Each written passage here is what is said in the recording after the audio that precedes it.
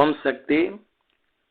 சக்திகள் அனைவருக்கும் என்னுடைய அன்பான வணக்கம். சக்திகளே, மருதுபாண்டியனுடைய நண்பரின் தங்கை உரிய வயது பந்தம் திருமணமாகவில்லை.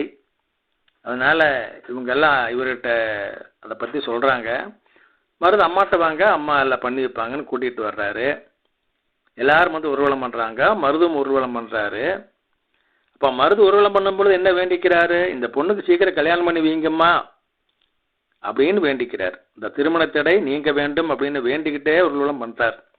சக்திகளே, முக்கியமான விஷயம் சமீபத்தில் நான் கேள்விப்பட்டது, நம்ம ஊர்வலம் பண்ணும் பொழுது இந்த மாதிரி நம்ம வேண்டுதலை சொல்லிக்கிட்டே தான் உருண்டு வரும்.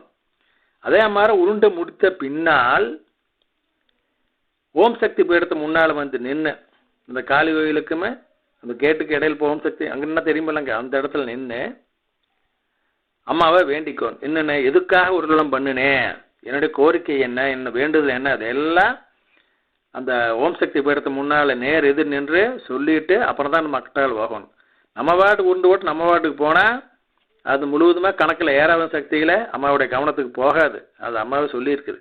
அதனால் அது நேராக ஓம் சக்தி பீடத்து முன்னால் வந்து நின்று ஊர்வலம் பண்ணி முடித்த பின்னால் அந்த ஈரவுடையோடு வந்து நம்ம வேண்டுதல்லாம் சொல்லிட்டு போகணும் சக்திகளை. ஓம் சக்தி. இப்படி அந்த இவர் வந்துங்க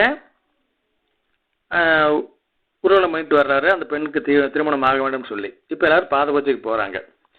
பாத பூஜைக்கு போனால் அந்த பெண்ணும் அவங்க அண்ணனும் வந்து பாத பூஜை பண்ணிட்டு இருக்கிறாங்க. அதிலிருந்து 2-3 தட்டு தள்ளி இவர் நிற்கிறார். இவர் பாத பூஜை நிற்கிறார். பாத பூஜை பண்ணது அவங்க.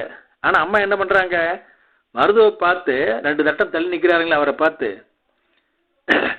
திருமணம் நடந்துடும், தாலி பாக்கியம் கொடுத்துட்டேன் அப்படின்னு சைகையிலேயே அம்மா மருதுகிட்ட சொல்கிறாங்க. இப்படி ஏன்னா மருதான வேண்டினாரு, அவங்க வேண்டியிருப்பாங்க, இருந்தாலும் மருது வேண்டினார் இல்லைங்களா, அதுக்காக வந்தங்க, அந்த சுத்தாத்மாவுக்காக அம்மா வந்துங்க எப்படியெல்லாம் பாருங்க இறங்கி வந்து வேலை செய்கிறாங்கன்னு. ஓம் சக்தி.